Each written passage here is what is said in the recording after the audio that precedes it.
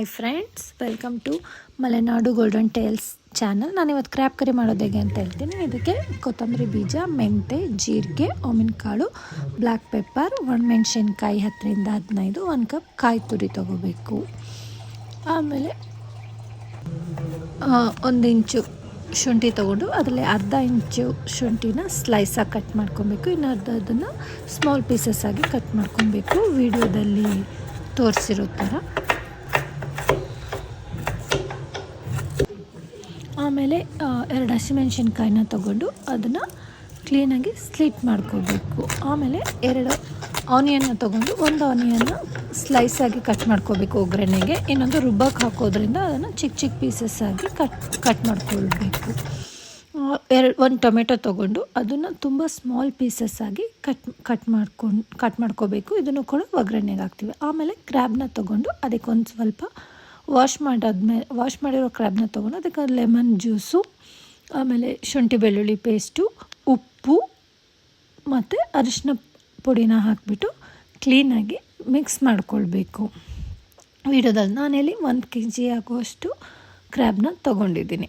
ಆಮೇಲೆ ಪ್ಯಾನ್ ಇಟ್ಟು ನಾವೇನೇನು ಐಟಮ್ಸ್ನ ತೊಗೊಂಡಿದ್ವಿ, ಮಸಾಲೆ ಐಟಮ್ಸ್ನ ಅದನ್ನು ಹಾಕ್ಕೋಬೇಕು, ಫ್ರೈ ಮಾಡಬೇಕು. 1 ಟೇಬಲ್ ಸ್ಪೂನ್ ಕೋಕೋನಟ್ ಆಯಿಲ್ ಜೊತೆಗೆ ಇದನ್ನು ಹಾಕಿ ಕ್ಲೀನಾಗಿ ಫ್ರೈ ಮಾಡ್ಕೋಬೇಕು, ಅರೋಮ ಬರೋ ಥರ. ಆಮೇಲೆ ಶುಂಠಿ ಬೆಳ್ಳುಳ್ಳಿನ ಹಾಕ್ಕೊಂಡು ಈರುಳ್ಳಿನ ಎಲ್ಲದನ್ನು ಸ್ಮಾಲ್ ಪೀಸಸ್ಸಾಗಿ ಕಟ್ ಮಾಡ್ಕೊಂಡಿದ್ಮೇಲೆ ಆ ಈರುಳ್ಳಿ, ಶುಂಠಿ, ಬೆಳ್ಳುಳ್ಳಿನ ಹಾಕಿ ಕ್ಲೀನಾಗಿ ಫ್ರೈ ಮಾಡಬೇಕು. ಅದಕ್ಕೆ ಒಣಮೆಣ್ಸಿನ್ಕಾಯಿ, ನಾನಿಲ್ಲಿ 2 ಥರ ಒಣಮೆಣ್ಸಿನ್ಕಾಯಿ ತೊಗೊಂಡಿದ್ದೀನಿ. ಅದೆಲ್ಲದನ್ನು ಹಾಕಿ ಕ್ಲೀನಾಗಿ ಫ್ರೈ ಮಾಡಿದ್ಮೇಲೆ ತಣ್ಣಗಾಗೋ ತನಕ ಬಿಡಬೇಕು. ಆಮೇಲೆ ಗ್ಯಾಸ್ನ ಆಫ್ ಮಾಡಿ ಕಾಯಿ ತುರಿನ ಪ್ಯಾನ್ ಎಷ್ಟು ಬಿಸಿರುತ್ತೋ ಅಷ್ಟರಲ್ಲೇ ಫ್ರೈ ಮಾಡ್ಕೋಬೇಕು. ಆಮೇಲೆ ನಾವು ಫ್ರೈ ಮಾಡ್ಕೊಂಡಿದ್ದಂಥ ಒಣಮೆಣ್ಸಿನ್ಕಾಯಿ, ಆನಿಯನ್ನು, ಶುಂಠಿ, ಬೆಳ್ಳುಳ್ಳಿ, ಆಮೇಲೆಲ್ಲ ಮಸಾಲೆ ಪದಾರ್ಥನ ಮಿಕ್ಸಿ ಜಾರಿಗೆ ಹಾಕ್ಕೋಬೇಕು. ಜೊತೆಗೆ ಕಾಯಿ ತುರಿನ ಕೂಡ ಹಾಕ್ಕೋಬೇಕು. ಆಮೇಲೆ ಕಾಯಿ ತುರಿ ಹಾಕ್ಕೊಂಡ ನಂತರ ನಾವು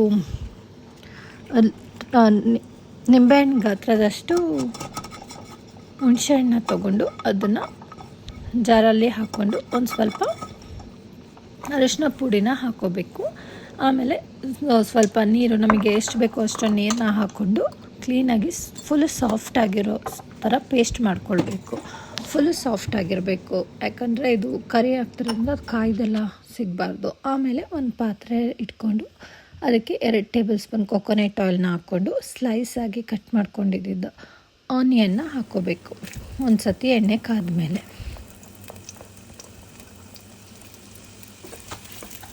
ಅದನ್ನು ಕ್ಲೀನಾಗಿ ಫ್ರೈ ಮಾಡ್ಕೋಬೇಕು. ಹಸಿ ಸ್ಮೆಲ್ಲೆಲ್ಲ ಹೋಗೋ ಥರ ಕ್ಲೀನಾಗಿ ಫ್ರೈ ಮಾಡ್ಕೋಬೇಕು. ಆಮೇಲೆ ಶುಂಠಿ ಮತ್ತು ಸ್ಲಿಟ್ಟಾಗಿ ಕಟ್ ಮಾಡ್ಕೊಂಡಿದ್ದ ಹಸಿಮೆಣ್ಸಿನ್ಕಾಯಿನ ಹಾಕ್ಕೋಬೇಕು.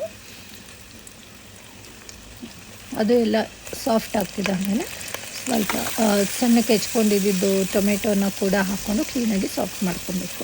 ಅದು ಟೊಮೆಟೊ ಫುಲ್ಲು ಸಾಫ್ಟಾಗಿ ಫ್ರೈ ಆಗ್ತಾ ಇದ್ದಂಗೆ ನಾವು ರುಬ್ಬಿಟ್ಕೊಂಡಿದ್ವಲ್ಲ ಆ ಮಸಾಲೆನ ಹಾಕ್ಕೊಂಡು ಐಟಮ್ಸ್ನ ಎಲ್ಲ ಕ್ಲೀನಾಗಿ ಮಿಕ್ಸ್ ಮಾಡ್ಕೋಬೇಕು ಮಸಾಲೆ ಜೊತೆಗೆ. ಆಮೇಲೆ ಜಾರಲ್ಲಿ ಇನ್ನೂ ಮಸಾಲೆ ಎಲ್ಲ ಉಳಿದಿರುತ್ತೆ, ಅದಕ್ಕೆ ನಾವು ವಾಟರ್ನ ಹಾಕ್ಕೊಂಡು ನಮಗೆ ಎಷ್ಟು ಬೇಕೋ ಅಷ್ಟು ವಾಟರ್ನ ಹಾಕ್ಕೊಂಡು ಅದನ್ನು ಹಾಕ್ಕೋಬೇಕು. ಸಾರಿಂದು ಎಷ್ಟು ತಿಕ್ಕಾಗಬೇಕು ಏನು ಅಂತ ಹೇಳ್ಬಿಟ್ಟು ನೋಡಿಕೊಂಡು ವಾಟರ್ನ ಮಿಕ್ಸ್ ಮಾಡ್ಕೋಬೇಕು. ಅದು ಒಂದು ಕುದಿ ಬರ್ತಿದ್ದಂಗೆ ನಾವು ಮ್ಯಾರಿನೇಟ್ ಮಾಡಿ ಇಟ್ಕೊಂಡಿದ್ದು ಕ್ರ್ಯಾಬ್ನ ಹಾಕಬೇಕು. ಕ್ರ್ಯಾಬ್ನ ಹಾಕಿಬಿಟ್ಟು ಎಲ್ಲ ಕ್ರ್ಯಾಬ್ನು ಸಾರಲ್ಲಿ ಸ್ವಲ್ಪ ಮುಳುಗೋ ಥರ ಮಿಕ್ಸ್ ಮಾಡ್ಕೋಬೇಕು. ಯಾಕಂತಂದರೆ ಕ್ರ್ಯಾಬ್ಗೂ ಕೂಡ ಉಪ್ಪು, ಖಾರ, ಮಸಾಲೆ ಎಲ್ಲ ಕ್ಲೀನಾಗಿ ಹಿಡೀಲಿ ಅಂತೇಳಿ. ಆ ಥರ ಎಲ್ಲ ಮಾಡಾದಮೇಲೆ ಒಂದು ಪ್ಲೇಟ್ನ ಮುಚ್ಚಿ 15 ನಿಮಿಷ ವೆಯ್ಟ್ ಮಾಡಿ ಕುದಿಯೋಕ್ಕೆ ಬಿಡಬೇಕು.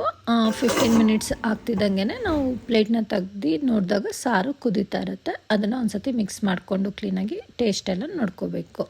ಇದನ್ನು ನಾವು ಬಾಯ್ಲ್ಡ್ ರೈಸು, ನೀರು ದೋಸೆ ಜೊತೆಗೂ ಕೂಡ ತಿನ್ಬೋದು. ಈ ವಿಡಿಯೋ ನಿಮಗೆ ಇಷ್ಟ ಆಗಿದ್ದರೆ ಸಬ್ಸ್ಕ್ರೈಬ್ ಮಾಡಿ, ಲೈಕ್ ಮಾಡಿ. Thank you for watching.